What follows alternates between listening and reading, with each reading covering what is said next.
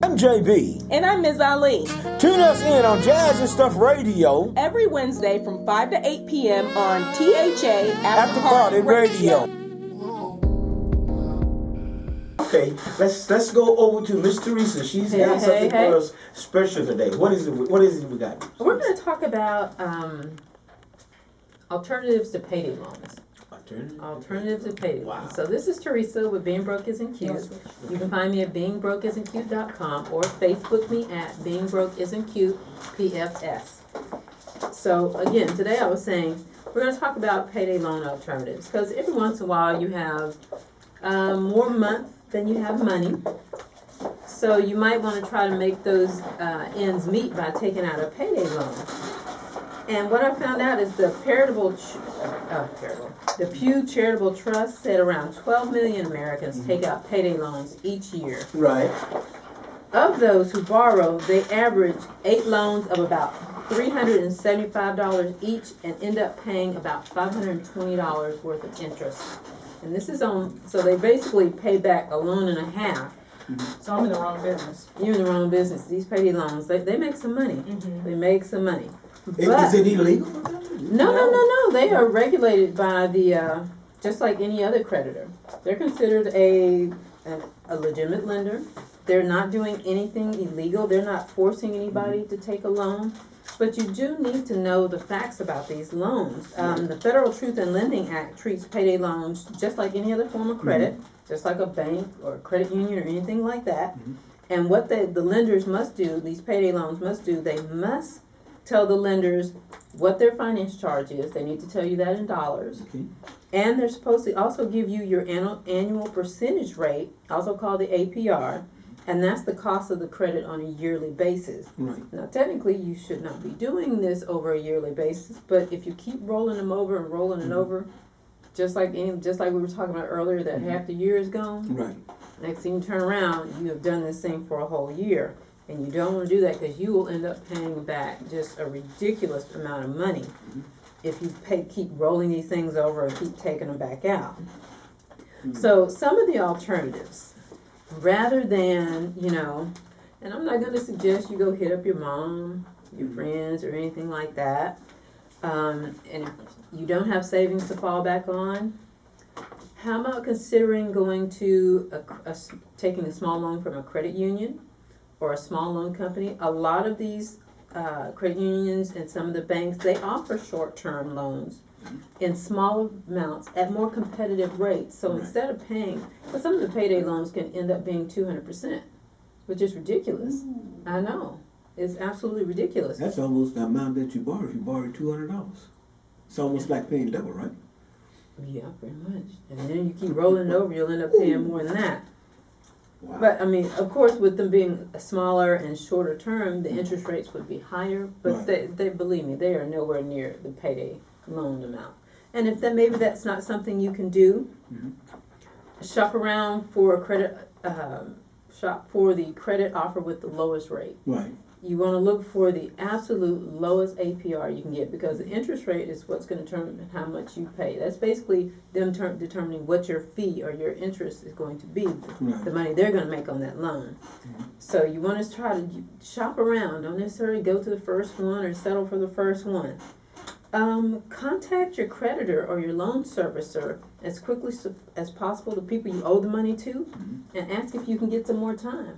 They might charge you a fee or something like that, but again, a lot of times that's cheaper than doing the payday loan. So if you need a little bit more time, they may charge you a fee, but it's cheaper than the payday loan.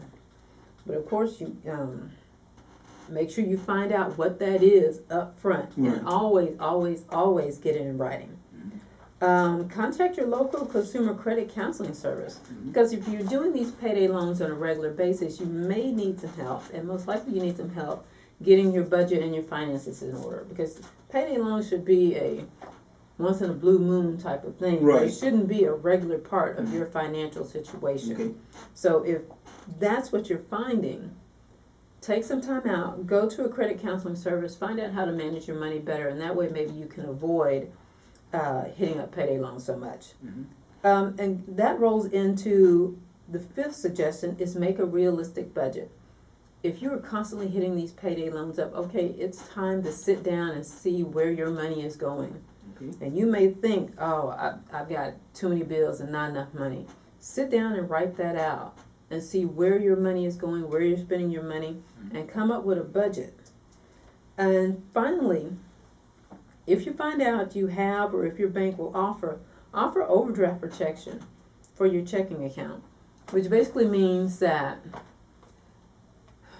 they will go ahead, let's say you pay your mortgage. Right. You pay your mortgage, and you don't necessarily have the money in there. Right.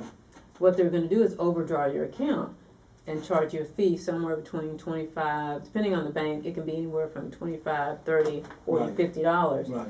which would still be cheaper than taking out one of those payday loans. You really have to balance it out and look at what your costs are. Right. And if you're in the military, and this is always good, if you're in the military, there are special protections for the military. Service members are offered, and their dependents, not just the military service person, and their dependents have certain protections under the federal law and the Department of Defense. For example, a payday loan offered after October 2007, which would be now, Right.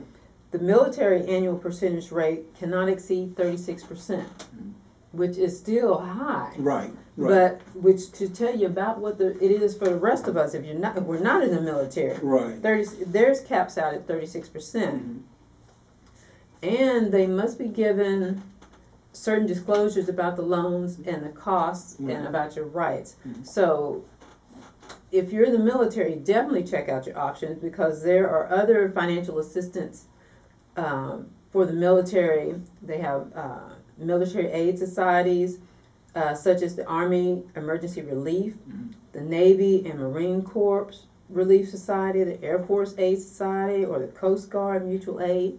So if you're in the military, before you go to payday loans, check out what's available through your certain Wherever you're stationed at. where you're stationed at, or whatever you're with. I do have a number. Of course, all this is on my website. There's a link to the article that I'm pulling this information from. It's on my website at beingbrokeisn'tcute.com. But you can also, the Department of Defense has a toll-free number. It's 1-800-342-9647. That's 1-800-342-9647, and this is strictly for military. Or you can go to www.military1, and that's one spelled out, source.com. www.military1 spelled out, source.com, and they can give you some more information if you're in the military about some other options. Right.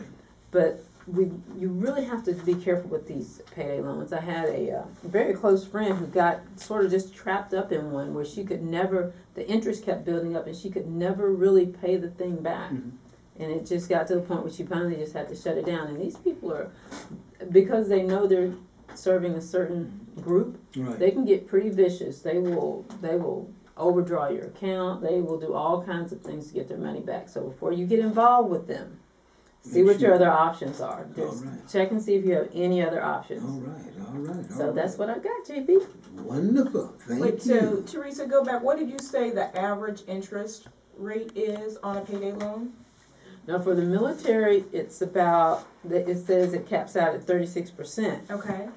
But For individuals? for individuals, if you let that thing roll over, it could easily get up to 200%. Okay. Because you keep letting it roll over. Because I'm going to start a loan service, and if I come in at 25%, Really?